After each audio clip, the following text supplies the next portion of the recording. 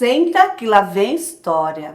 Hoje eu quero compartilhar com vocês, mais uma vez, um fato que aconteceu lá no projeto Filhos da Promessa. Mas antes eu quero trazer para vocês uma palavra que está lá no livro de Mateus 22, versículo 37 ao 39. Respondeu Jesus aos republicanos, aos fariseus: ame o Senhor, o seu Deus, de todo o seu coração, de toda a sua alma e de todo o seu entendimento. Este é o primeiro mandamento e o maior. E o segundo é semelhante a ele: ame o seu próximo como a si mesmo. Desses dois mandamentos depende toda a lei e os profetas. A gente, às vezes, a gente fica querendo complicar uma coisa que é fácil. Vocês sabiam disso? Olha que coisa, olha como o nosso Deus, ele é prático. Ame ao Senhor acima de todas as coisas. E ama o seu próximo assim como você ama você mesmo. Então ele está dizendo assim, você tem que amar a Deus, você tem que se amar para você poder transbordar na vida do outro.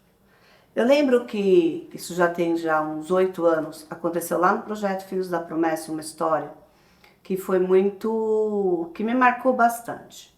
Tinha um menino que ele começou a frequentar o projeto e a mãe dele, ela era bem doente. Ela tinha tido câncer no cérebro, né? E ela era bem doente, às vezes ela falava umas coisas que não faziam muito sentido. E aquele menino, ele chamava muito atenção porque ele adorava a comida do projeto. Então, assim, quando ele chegou, a gente notava que ele comia até de uma forma desesperada, sabe? Assim, você notava que ele estava com muita fome. Mas assim, quando era o almoço, ele almoçava muito bem. Quando chegava na hora do café da tarde, ele ficava: tia, tá demorando o café? Tia, não vai servir o café? Para a professora, né? Eles falavam: calma, daqui a pouquinho a gente já vai tomar café, a gente acabou de almoçar. Ai não, tia, tô ansioso para ver o que a tia fez hoje de café da tarde. Então assim, ele era um menino bem comilão, ele comia muito lá no projeto. E ele não faltava. Podia estar frio, podia estar chovendo, podia estar calor, podia ser emenda de feriado, ele não faltava. Aí eu fui pro projeto, cheguei lá, e era uma pessoa que estava sempre ali, né? Era bagunceiro, e vivia chamando a atenção dele. Fulano, não faz isso, fulano, fica quieto, presta atenção na aula. E eu percebi, cheguei um dia, nossa, fulano não veio hoje. Poxa, por que será, né? No dia seguinte, nossa, não veio de novo. Falei, nossa. Aí tem uma senhora, a Rosa, que trabalha lá no projeto com a gente, que estava com a gente desde o início. Falei, Rosa, vai na casa dele para ver se aconteceu alguma coisa, né? Ah, é verdade, hoje é o terceiro dia já que ele não aparece. Vou lá, foi.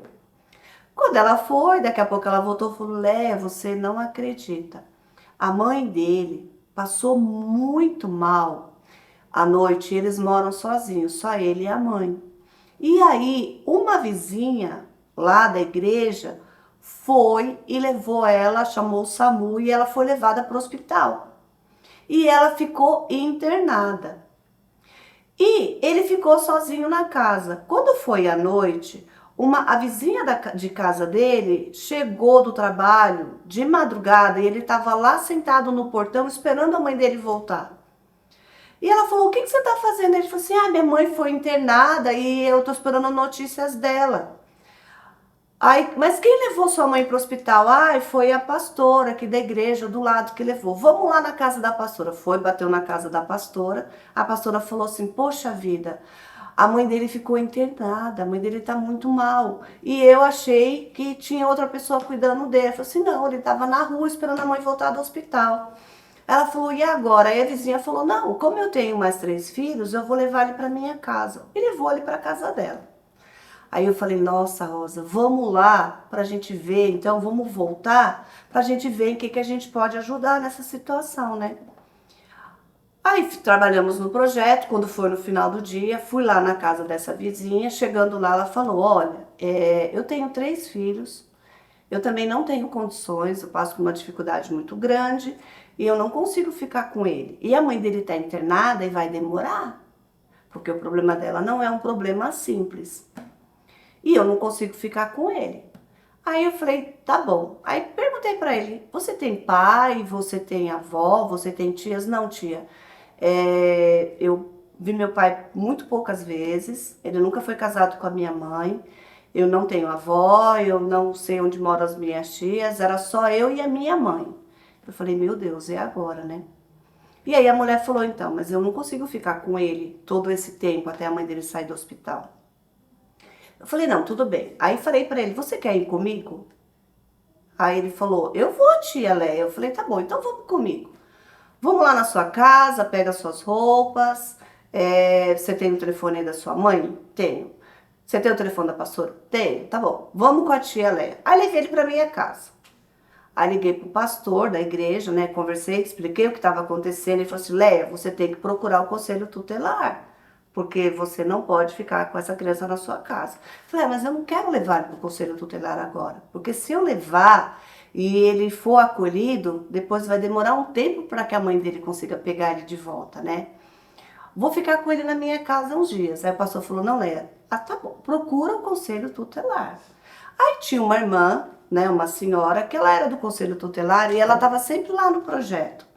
E aí eu liguei para ela e falei, contei a história. Ela falou assim, não, você tem que trazer ele para o conselho tutelar. Eu falei assim, eu não vou levar ele hoje, não. Já é noite, eu vou ver aqui, vamos ver se a gente consegue localizar um parente. Aí no dia seguinte fui lá pessoalmente no conselho tutelar, expliquei a situação. Ela falou, tem que trazer a criança. Eu falei, não, ele já tá na escola. Eu fui na escola dos meus filhos de manhã levar meus filhs. Conversei com a diretora, perguntei se ele podia ficar lá naquele dia. Ela falou que tudo bem que ele podia ficar. E contei para a moça do conselho tutelar. Falei assim, não, Léo, você tem que trazer ele. Eu falei assim, vamos tentar localizar um parente antes da gente mandar ele para um abrigo. Porque a mãe dele está internada e a gente não sabe quanto tempo ela vai ficar. Ela falou, tá bom então. Vou lá no hospital visitar a mãe. Aí o pessoal do conselho tutelar foi no hospital, conversou com a mãe lá no hospital, aí ela deu alguns nomes. E aí ela contou do pai do menino, que ela tinha tido um relacionamento com ele, ela nunca tinha sido casada, mas ela engravidou e teve esse filho. Mas que ele não a ajudava. E muito poucas vezes ele viu a criança, muito poucas vezes, e não ajudava ela no cuidado com esse filho. Aí começou a procurar, tentar achar aquele pai, começou a tentar achar uma tia, aí foi procurando.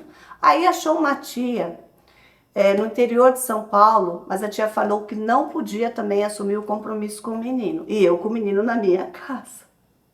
Aí chegou, eu comecei a orar, falei, Senhor, onde está esse pai? Ele tem um pai. Então, onde está esse pai? Senhor, revela, mostra onde está esse pai. Senhor, prepara uma pessoa para cuidar desse menino. Ele é um filho. Ele é um filho teu, Jesus. Pai, me ajuda, me ajuda. Aí começamos a orar naquele propósito, para que o Senhor revelasse aquilo que estava encoberto, sabe? Começamos a pedir para que o Senhor trabalhasse. Quando passou 3 dias disso, aí a moça do conselho tutelar falou assim, Lé, se você não trouxer a criança hoje, a gente vai buscar na sua casa. Eu falei, não, tudo bem, eu vou levá-lo hoje. E eu falei, Senhor Jesus, não deixa, Deus, esse menino. Não que ele não fosse bem cuidado se ele fosse abrigado. Não era isso, não era essa a preocupação. É que quando a criança é abrigada, a gente sabe que depois para a mãe pegar de volta, demora, tem que passar pelo juiz, tem que fazer vários procedimentos. E aí eu falei, não, tudo bem, pode deixar que hoje à tarde eu levo ele, eu deixei ele na escola com os meus filhos e eu vou buscá-lo e eu vou e levo aí. E ali pedindo a Deus, clamando por uma solução.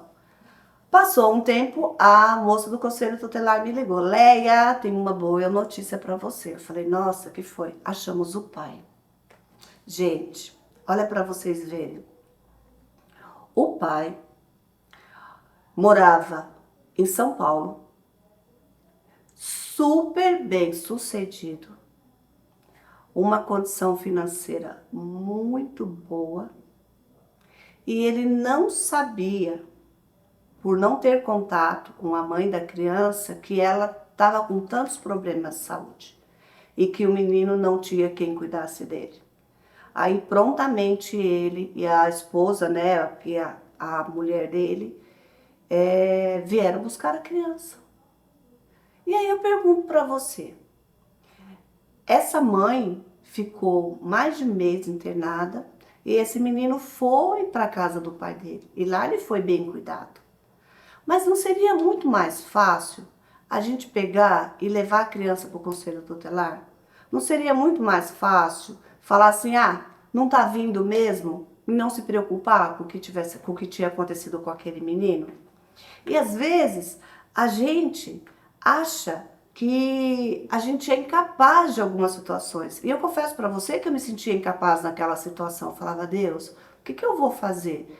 Eu tô, às vezes, eu não estou sendo correta na lei, porque eu já tinha que ter entregue o menino, mas, Senhor, eu estou tentando de alguma forma ajudar esse menino, dar um destino diferente para ele, Senhor. E o Senhor foi me entendendo, e aí a gente foi e conseguiu fazer isso. Então, às vezes, você pode falar assim, eu não posso ajudar, eu não tenho como fazer, mas você nem tenta. Então, hoje o Senhor está fazendo um alerta aqui para a gente. Quando a gente ama o nosso Pai de todo o nosso coração, a gente não consegue não transbordar na vida do outro. A gente não consegue ver o outro sofrendo e ficar calado, a gente não consegue. A gente vai tentar de alguma forma ajudar, mesmo a gente sabendo que a gente não tem condições de ajudar. Eu não tinha condições de pegar aquele menino para criar, eu não tinha aquela condição. Eu já tinha 3 filhos, né? Mas eu falei, não, Deus, eu não posso simplesmente fazer de conta que nada está acontecendo. Eu tenho que tentar, Jesus. Através de você, eu tenho que ser um instrumento seu, Senhor, para ajudar a mudar o destino dessa criança. Eu não posso simplesmente aceitar. E aí eu olho hoje, assim, ele morando, a mãe depois de um tempo, a mãe faleceu. E ele está morando com o pai. Está sendo bem cuidado, está sendo educado, está sendo tratado. Eu não tenho mais contato com esse menino, porque ele mudou para São Paulo para morar com o pai, com a madrasta. Mas eu sei que ele está bem. E a gente tem que aprender isso. Aonde a sua mão não alcança, a oração vai, sabia? A oração, ela encurta processos. Ela ajuda você a trazer luz para uma situação. Então, às vezes você tem alguém do seu lado que está passando por uma situação difícil, não desiste fácil não. Ore ao Senhor, peça a Deus uma estratégia, peça a Ele para que Ele revele o que está escondido, para que você possa ser bênção na vida do outro, para que você possa transbordar na vida do outro. Então, é muito fácil fazer de conta que não é com a gente. Não é minha família mesmo, não é meu filho, não é meu parente. Mas é seu irmão em Cristo Jesus. Nós somos irmãos em Cristo. Nós somos filhos. Então, a gente tem que olhar para o outro, sim. Assim como a gente olha para Deus, a gente tem que olhar para o outro também. E a gente tem que revelar a imagem e semelhança dele na nossa vida. Então, se tem alguém aí do teu lado que está precisando que você estenda a mão, vai lá, ajuda. Tenta mudar o destino de alguém. Às vezes, tudo pode dizer que é não, mas você vai lá e provoca o sim. Porque servir a Deus é isso. É tirar água da rocha. É isso. É transformar água em vinho. É gritar, Lázaro, vem para fora. Tá morto, mas não. Lázaro, vem para fora e ressuscitar. Nós estamos aqui para fazer isso, para fazer a diferença. Que Deus te abençoe. Fique bem.